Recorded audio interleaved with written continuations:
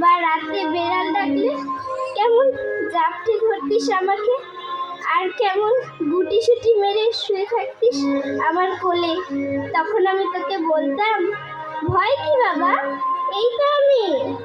একটু বড় হয়ে যখন তুই স্কুলে যেতে শিখলি, তোর জন্য সারাদিন আমি স্কুলের পাশের মাঠে বসে থাকতাম। তোর মনে আছে যেদিন তুই চাকরি পাওয়ার খবরটা দিয়েছিলি? জানিস, আমার চোখে জল এসে গিয়েছিল। তাই দেখে তুই কেমন পাগলের মতো আমাকে জড়িয়ে ধরেছিলি আর বলেছিলি, পাগলের মতো আমাকে জড়িয়ে ধরেছিলি। আর যেদিন তোর বিয়ে দেওয়ার কথা বলেছিলাম, তুই কেমন লজ্জায় লাল হয়ে গিয়েছিলি আর বলেছিলি, না মা, আমি আমার ভালোবাসা তোমাকে ছাড়া কাউকে দিতে পারবো না। আমার পৃথিবীতে তুমি ছাড়া আর কেউ থাকবে না। আমি বলেছিলাম, ভালোবাসা বিলিয়ে দিলে কমে না রে, বরং বাড়ে। আর তারপর তোর বিয়ে হলো। প্রাণ ভরে আশীর্বাদ করলাম তোদের। এত বড় বাড়িতে আমিও একা থাকার একঘেয়েমি থেকে হাল ছেড়ে বাঁচলাম বৌমাকে পেয়ে। তারপর দাদু ভাই এলো আমার বন্ধু হয়ে, পুরো তোর মতো। ঠিক ছোটবেলায় তুই যেমন ছিলি, ঈশ্বর যেন সব খুশিগুলো আমাকে একসঙ্গে দিয়ে দিলেন। আজ 10 দিন হলো তোদেরকে দেখিনি বাবা। হ্যাঁ রে, দাদু ভাইকে সন্ধ্যাবেলায় কে কোলে নেয়? ভাইকে সব সময় গরম জামা কাপড় পরিয়ে রাখিস তো?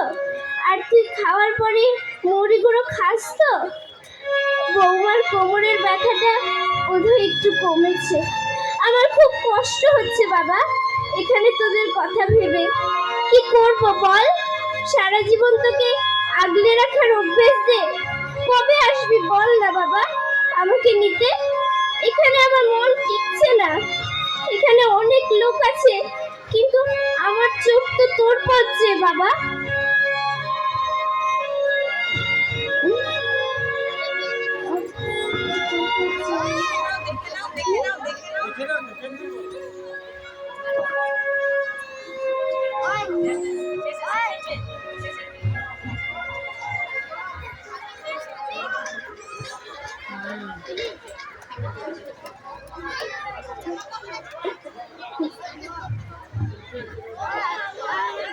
সারা জীবন তোকে বুকে আগলে রাখার অভ্যেস দে।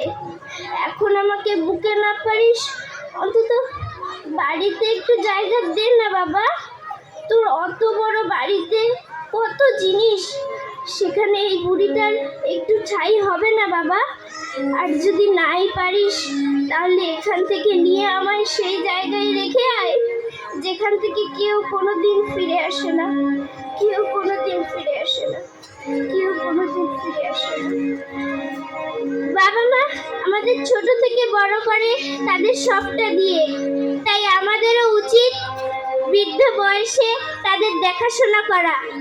বটবৃক্ষ যেমন নিঃস্বার্থভাবে ভ্রাম্যমাণ পথিককে ছায়া প্রদান করে, ঠিক তেমনি মা বাবাও আমাদের আজীবন বটবৃক্ষের মতো ছায়া প্রদান করে।